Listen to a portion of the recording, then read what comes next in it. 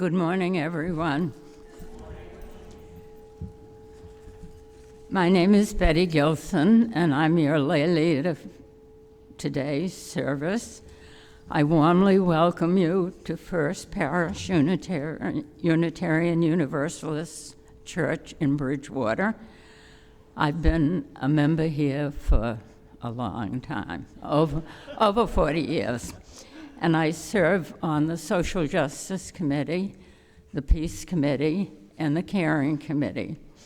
And what I love about First Parish is looking out at all the wonderful faces that are here, and it's good to see ones that have been here a long time and good to see ones that are new.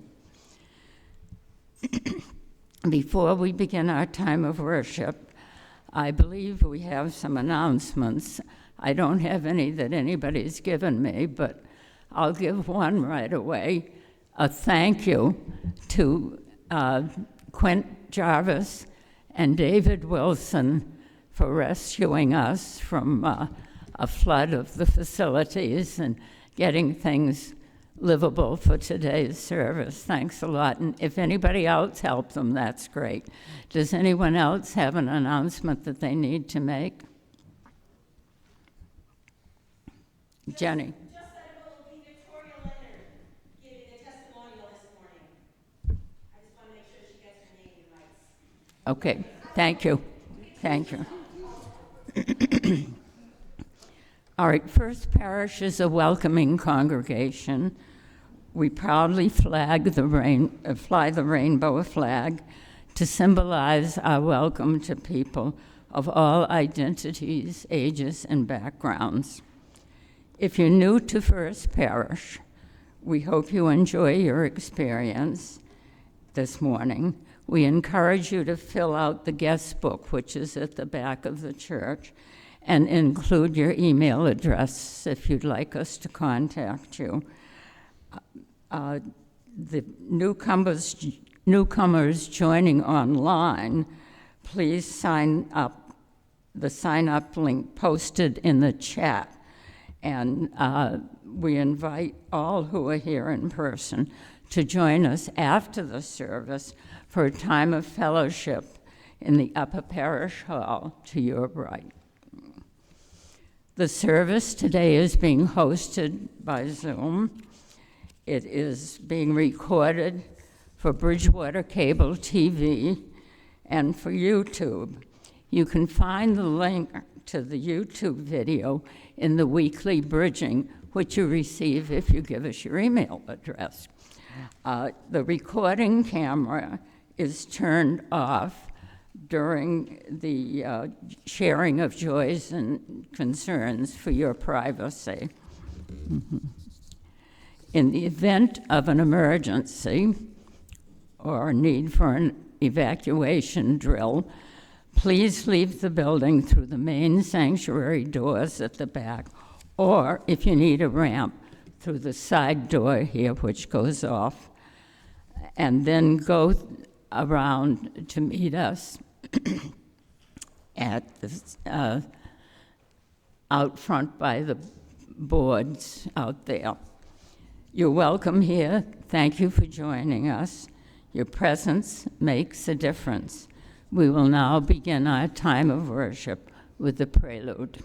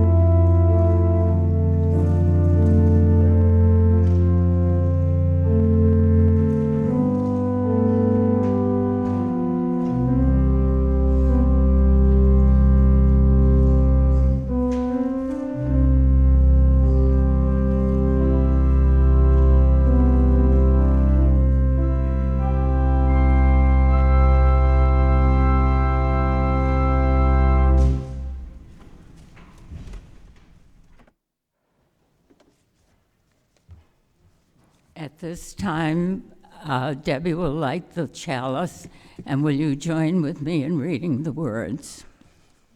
We light our chalice to our sacred hour, as we gather in this beautiful historic sanctuary, body and spirit, and connect with the generations that have come here to explore the heart. Let us join our hearts and find the holy in our relationship to Jesus. It is time to share worship together. It is time to worship together.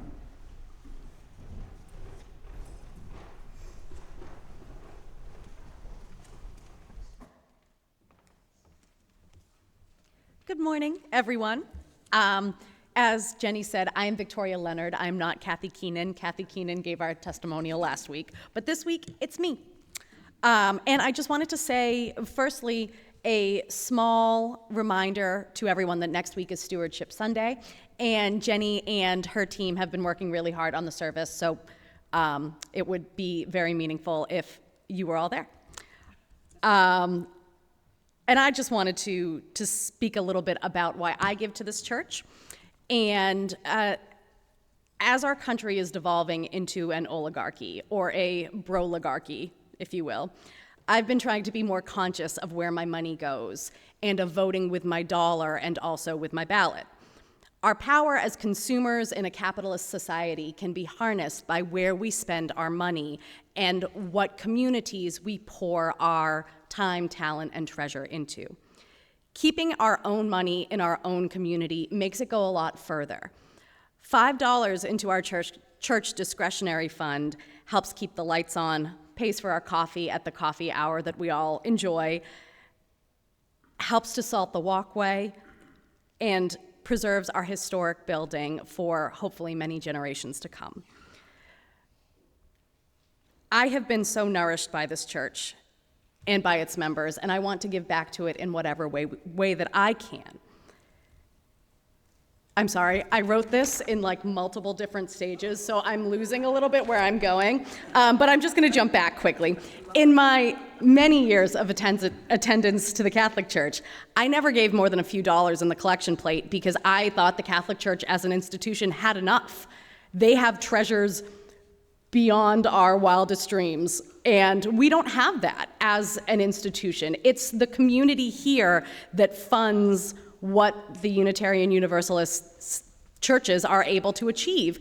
And I think what we can achieve together is building a community to persevere and prevail over any political strife that we are seeing in our country. I think this is where true community happens, and by giving our funds, that's how we make it happen. That's it. That's all I have to say. Thank you.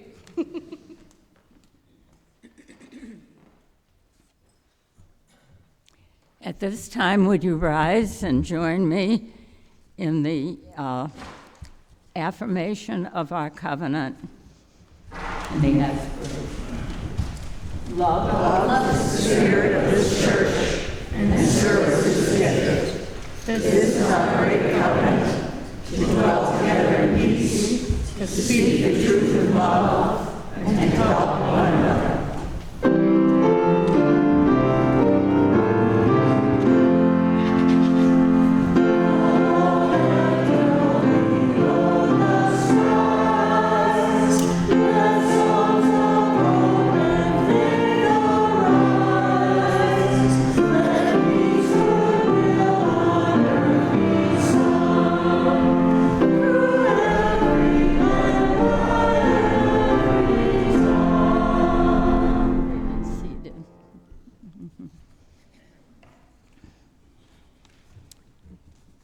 Trust is the fundamental cornerstone of healthy relationships, but it is not always freely given and received.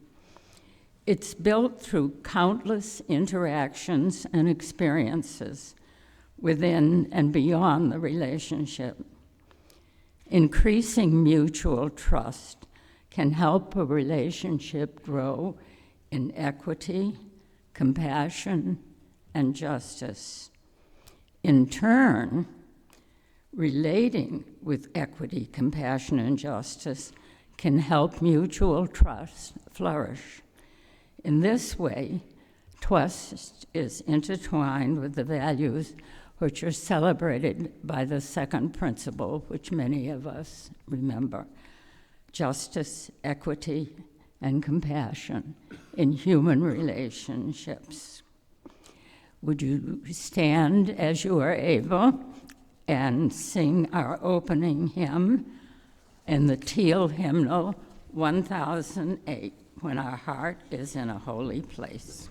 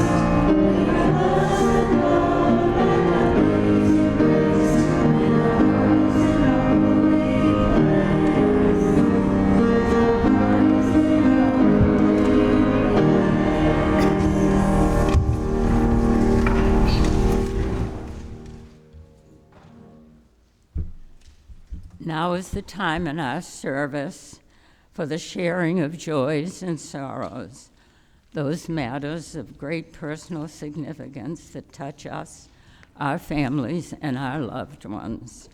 If you have a joy or sorrow, please come to the front and light a candle. If you would like to speak, please keep your sharing brief at this time so the ritual moves smoothly. You may choose to light your candle in silence. Online participants are invited to share by typing your joys and sorrows in the chat. A volunteer in the sanctuary will read them aloud.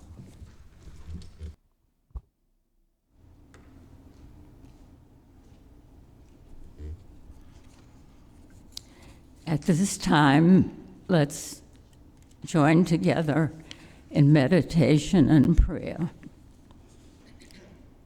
Thank you for this wonderful community where we are able to share the things that mean the most to us, bring comfort to those who need it, and help us all work together for a more perfect world. This place has been waiting for us to gather our dreams of justice and peace. This place has been waiting for us to honor it by opening our hearts and speaking our minds. This place has been waiting for us to fill it with compassion and loving kindness. This place has been waiting for us to draw from it a breath of common purpose. This place has been waiting for us to listen to the wisdom of its silence. This place has been waiting for us to fill it with the urgency of new possibilities. This place has been waiting for us to make it sacred by our coming together.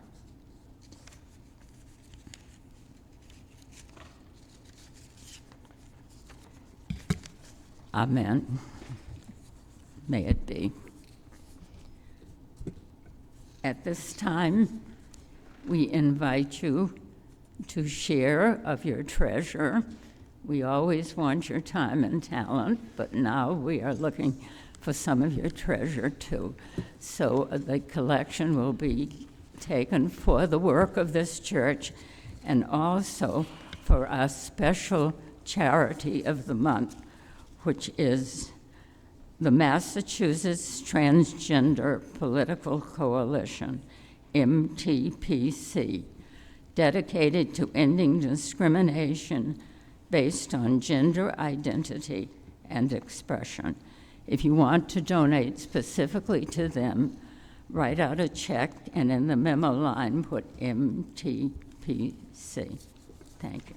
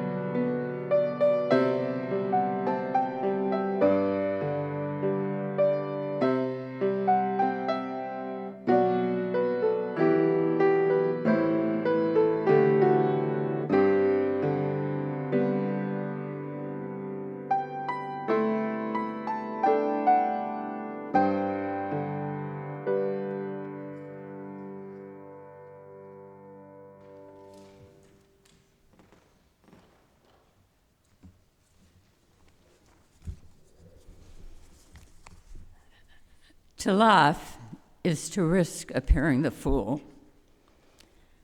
To weep is to risk appearing sentimental.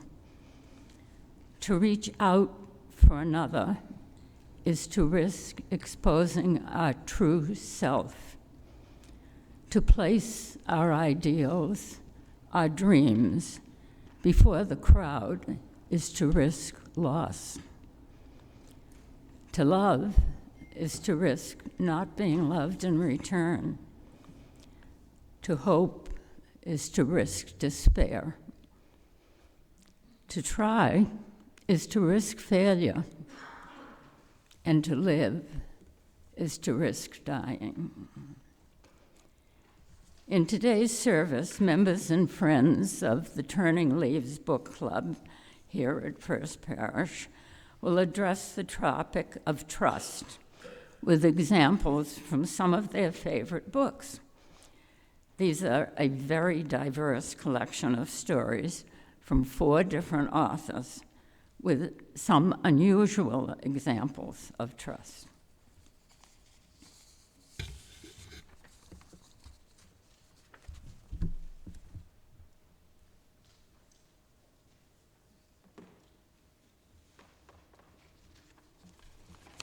One of my all-time favorite books is To Kill a Mockingbird.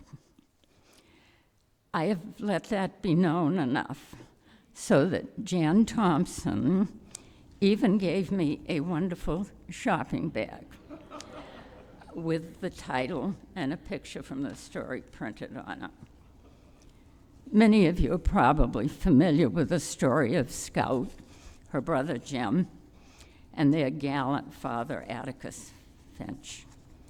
Even if you haven't read the book, you may have seen the film starring Gregory Peck as Atticus. He won an Oscar in 1963 for this role and was honored with the Jean Hersholt Award, Humanitarian Award, in 1967 for his political and charitable contributions. So Peck was a great choice to play this role.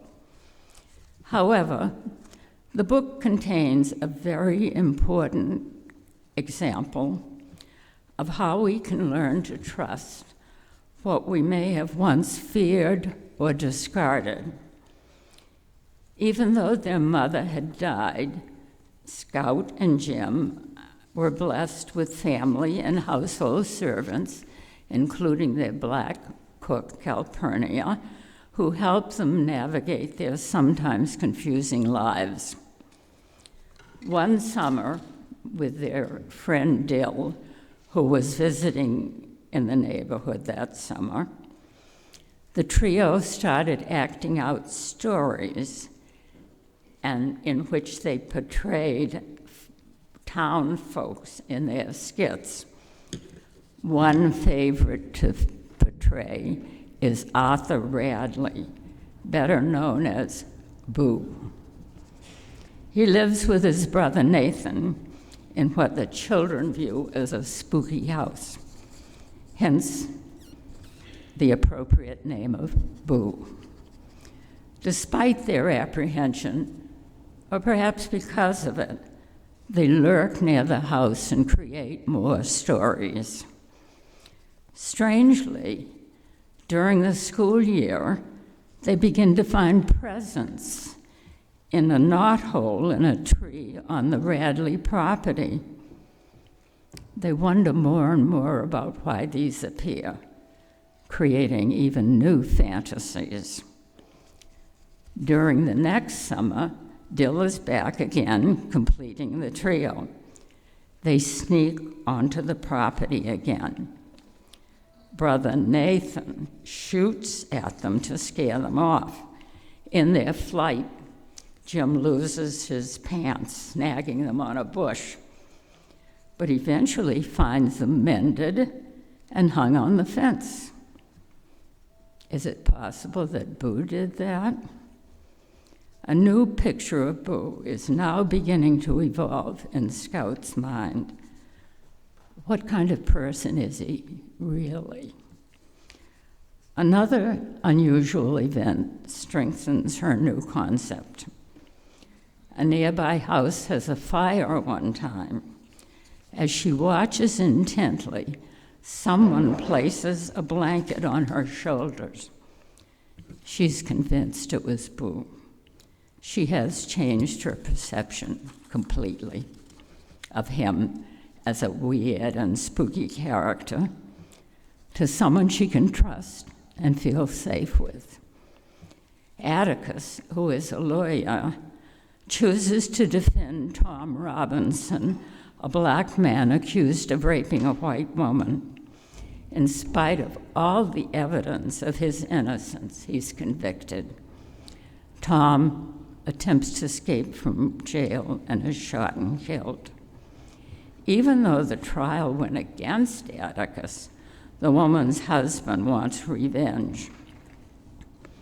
He menaces Tom's widow, breaks into the judge's house, and finally attacks Jim and Scout, who are walking home from a Halloween party, wounding Jim. Boo rescues the children and carries Jim home, further confirming Scout's new trust in him. Boo has become a real human being, no longer the spooky creature of their games. Scout has learned at a very early age that we need to be open to new people and new experiences in our lives. Is there someone in your experience whom you came to trust despite initial misunderstanding? Or maybe you are that person for someone else. Let us open our hearts to trust.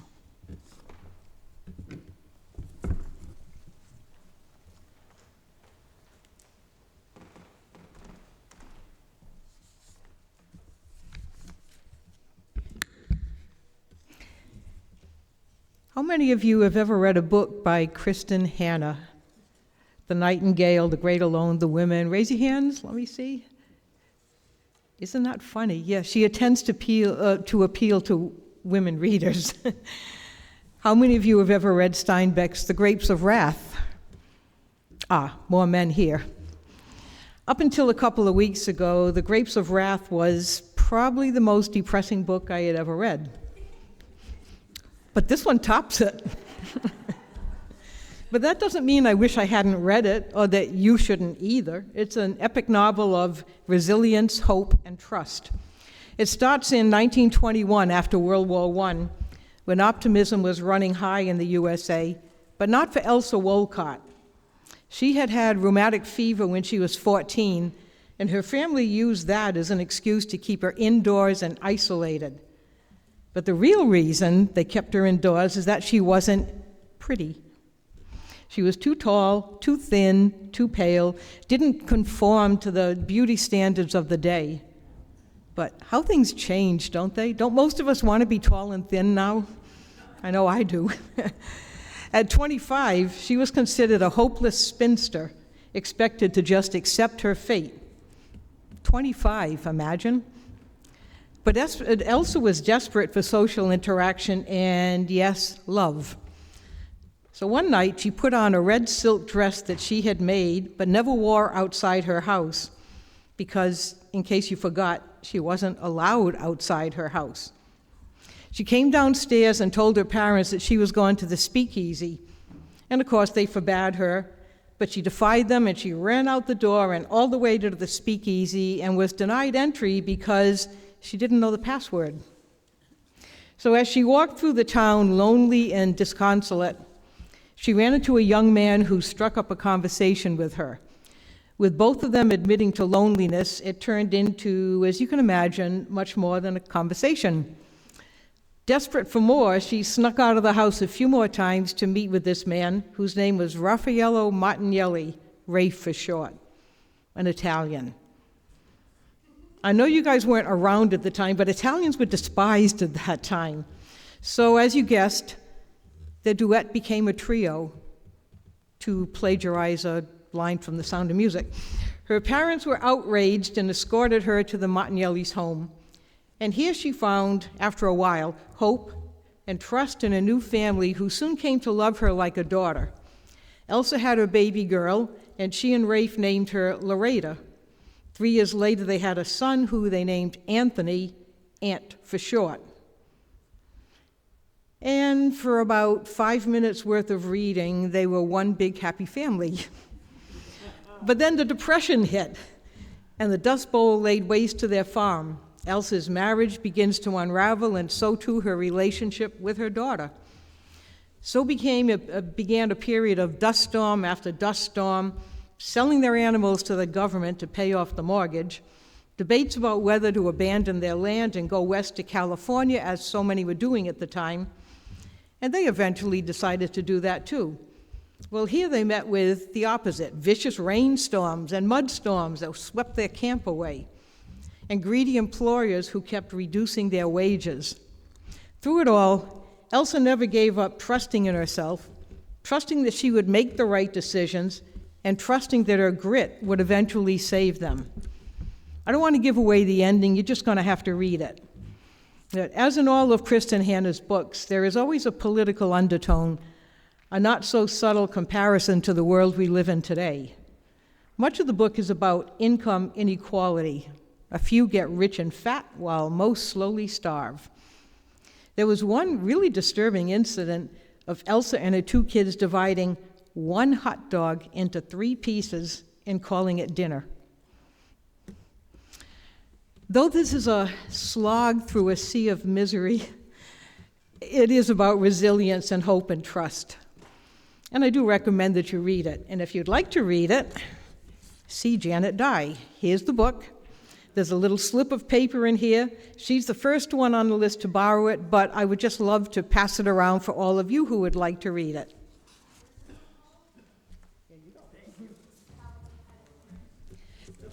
The Four Winds.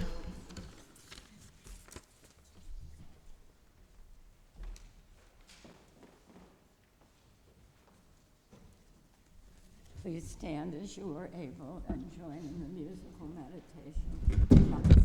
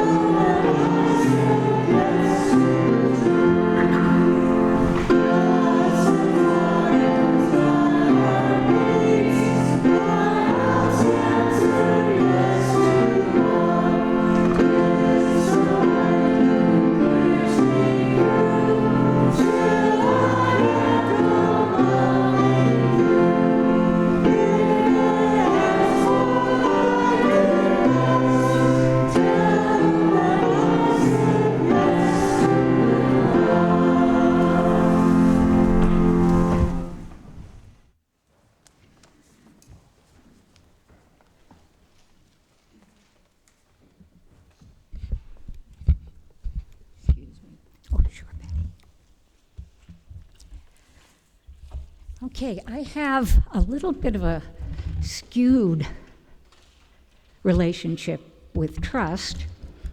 When I was growing up, my dad would attempt to teach my brothers and me practical life lessons. He told the story of my great-grandfather, Horace Preston Thompson, and his son, my great-uncle Harold, on the day they took the trolley to East Bridgewater and back. This was in the early 1900s. So when they got home, Great-Grandpa stepped from the trolley onto the platform, put out his arms, and said, "Jump, son, I'll catch you." Well, 5-year-old Harold said, "Oh, well, all right." So he jumps, lands on his hands and knees, scrapes them, and Great-Grandpa says, "Now, Harold," he said, "that's just to show you you can never trust anyone. Remember that." So my dad told that story probably in the hopes that maybe I wouldn't get scammed sometime or something awful happened because I trusted the wrong person. But really, I grew up as a child pretty well trusting people, except my great-grandpa. You know. So in book club and in life, I think we learn a lot about a lot of human characteristics, and I think that life and literature can teach us a lot about that. The book that I chose and really enjoyed was by Saul Bellow. It's Henderson, the Rain King. He is a rich man. He's a pig farmer, but he runs in high society because he's got a lot of money. Now, he decides, though, that there is something missing in his life. He has pretty much everything he could want, but there's something missing. A voice inside his head keeps telling him, "I want, I want, I want," and he can't stop it from happening. So he decides that although he might not know exactly what it is that he wants, maybe he can find it in Africa. And he decides to travel there. He arrives, he ditches the tour and the regular guides and hires a villager, kind of a Sherpa, except that I'm not sure what they're called in Africa, but he takes him on a journey, and Henderson wants to see the real inner workings of Africa, the small villages, and what life is like there. So they eventually come to a very remote village, and Henderson is, well, he's so different than everybody there. They take it as a sign that the drought that they're going through might just be ended, and that maybe Henderson is the one that's going to do that. He has traveled with his young guide, Bromolahu, who stays by his side the whole time through thick and thin, sleeps on the floor at night without a blanket or a pillow, just on his side, always after saying his prayers. But at that point, at least, Henderson doesn't really consider him, I think, as a main character. Yes, he's helping him to discover Africa, but he's still not on Henderson's level. He then meets Darfu, who is the king of the Wariri tribe, where they are. And Darfu takes him under his wing and decides to mentor him because he knows that Henderson's going through a spiritual crisis, and he feels he can help him with that. They develop a bond. Darfu has been to the best Western universities. He's been well educated to then come back and to lead the tribe. So they spend a lot of time in deep philosophical discussion. Henderson tends to take a more go with the flow idea about life. And Darfu is very much a part of that. So they develop a trust, a bond. And Darfu says, I think that you really could become part of the tribe and that you could participate in one of our ceremonies. It's also a competition. Henderson reluctantly decides to do this, and he does become the only man that can lift a humongous statue and move it a certain number of feet out of the way. Well, this is miraculous to the tribe, and they immediately say, "You are the Rain King." And indeed, in a while, it does kind of rain, but Henderson feels this is coincidence. Correlation does not mean causation. But the tribe, in their belief system, it does mean causation, and they feel that out of pure faith, he is going to be their reign king. So he does hang around for a little bit longer, but in the tradition of the Wariri, the king, after a year being in power, has to go out and capture a lion. Happens every year. Darfu's dad was killed the year before, and that's how Darfu became king. Now, supposedly also Darfu's dad was the lion that he's going after, but, so there are some beliefs here that are really solid beliefs in the Wariri tribe, but they're not, they're very unusual beliefs that you wonder whether or not Darfu believes that or not. He's so well educated. So that's a mystery for me. Does he really believe that, or what's really happening here? Well, it turns out that it's Darfu's turn to go out and capture this lion, who's supposedly his dad. He gets killed doing that. And right then, the tribe then tells Henderson, Reign King becomes king of the village, and Henderson, he's like, I don't want this, but they capture him because, this is your destiny, and this is what you will do for our tribe. So he and Romalayu are imprisoned briefly. They do escape, and they're able to make their way finally back to their homes. Whether or not Henderson really discovered any more about himself or what it was that he wanted, he definitely was a more peaceful man when he got home. To me, the trust in this is shown. Romalayu, in the background, is the real trustworthy character there. He's doing what needs to be done to really help Henderson.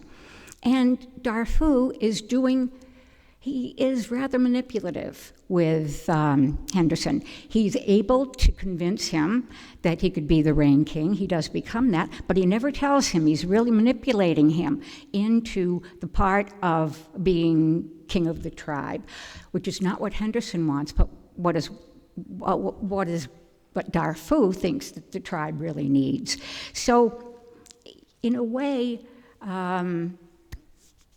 Henderson's trust in Darfu does help him to grow, but the trust that Romalayu gave him is really the trust that I see as more important. Darfu was thinking of leadership of the tribe, of giving control to only who he wants to have control. There's no democracy there. So I really enjoyed the book. One other thing I just want to say is I actually picked Saul Bellow as the author that I wanted us to read. I had not read anything by Saul Bellow. And I put my trust in Frank Baxter at our book club, because Frank, it's happened a couple of times. I'll name like an author that I haven't read, and maybe I'll pick a book, and Frank always comes up with, well, we might want to read this instead. Being a librarian, he's excellent to have him around because he knows a lot about a lot of different books. So thank you. And yeah, read The Reign King. It's of its time. It was written in 1959, so it is definitely of its time, and you sort of have to trust that too, that there's a lot of good information in the book, as well as some stuff that's basically 1950s. So thank you.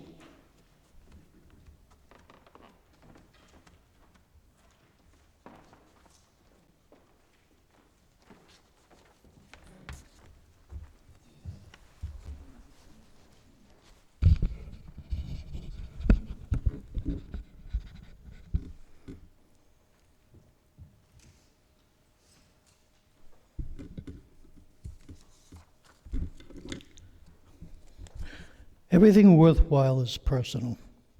I have long believed that. The theme this month is trust, and the first book that occurred to me was Huckleberry Finn, because of the bond of trust and friendship that grows between Huckleberry Finn and Jim, a runaway slave. The entire book, the part that counts, tells the story of this developing friendship. Huck has been assured that helping a slave escape to freedom is a grave sin, that one that will surely land him in hell. In the end, he comes to defy his society and what is supposed to be a moral imperative and helps Jim anyway, convinced that doing so will condemn him to hell.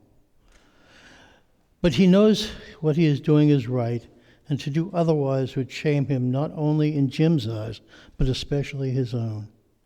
Nietzsche says, and I agree, that the measure of a man is not how much culture he can absorb, but how much he can overcome. Everything is personal. There is something about trust and betrayal that resonates with us. This breaking of a personal bond never sits well, even when it seems justified. I'm reminded of my favorite Willie Nelson song, Pancho and Lefty, which is about betrayal. Lefty betrays Pancho to the federales in Mexico, leading to this verse. Lefty, he can't sing the blues all night long like he used to. The dust that Pancho bit down south ended up in Lefty's mouth. Even though Pancho was an outlaw, the betrayal just doesn't sit right. There have been great friendships in fact and fiction, where one of the friends is a bit dodgy. Wyatt Earp and Doc Holliday come to mind. Easy Rawlins and Mouse in fiction. This bond of trust and friendship still means something. None of us are perfect. We all fail over and over again. We suffer these fractures in what we know to be right, but we build on our failures. To borrow from Hemingway, we become strong at the broken places. Many years ago, a member of our congregation who worked in the Bridgewater school system asked me what I wanted for my children. Happiness, I said, but with the caveat that happiness isn't really possible without the capacity for moral choice. One shouldn't have to be ashamed to look inside themselves. But trust can only be personal. It has no abstract dimension. Even for true believers, my wife was one, the relationship with God is personal. All love is personal as well, unless we use the term so loosely, as we often do, that it loses meaning. And love makes you vulnerable. That's the hardest part, lowering the barricades. But we have no choice. It is the only thing that gives life meaning. And if the one, the object of that love, is more important to you than the rest of the world, then you are truly lucky. It doesn't get any better than that, because everything worthwhile is personal. Thank you.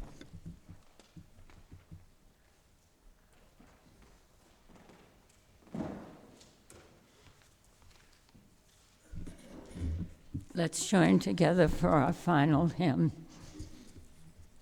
Number 6, Just as Long as I Have Breath. 121, We'll Build the Land. Oh, excuse me. I'm reading the wrong one. We already did that one. Yeah, it was good, but it wasn't that good. 121, right.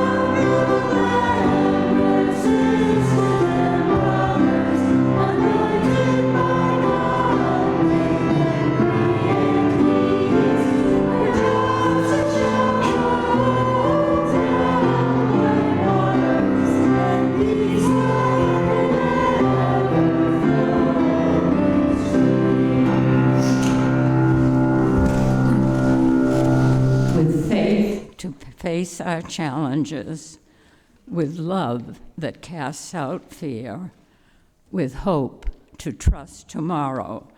We accept this day as the gift it is, a reason for rejoicing.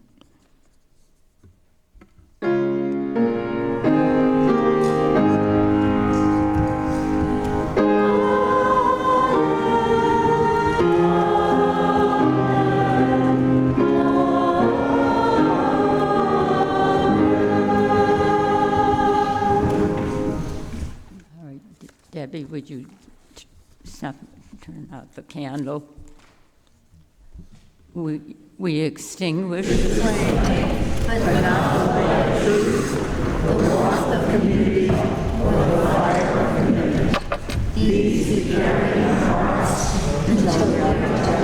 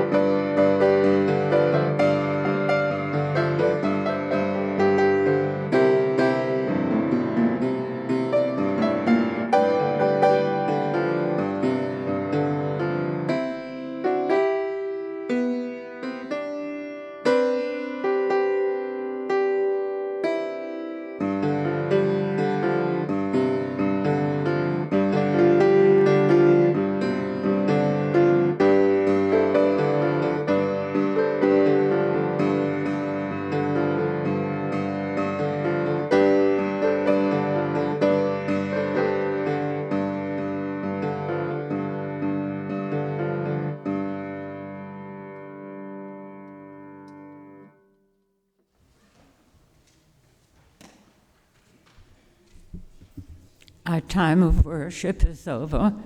Our time of fellowship shall begin. Join us in the other room.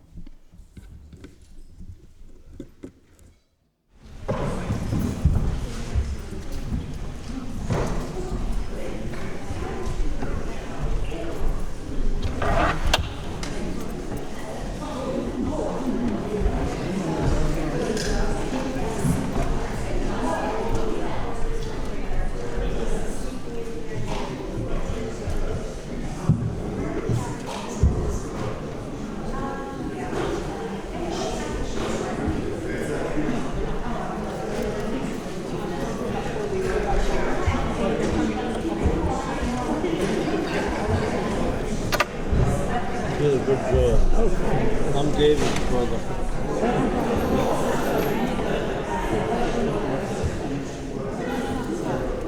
You too.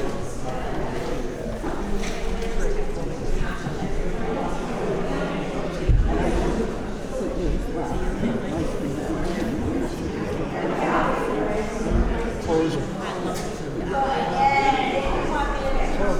When are you going to ministerial school? You do great. When I was a very young teenager,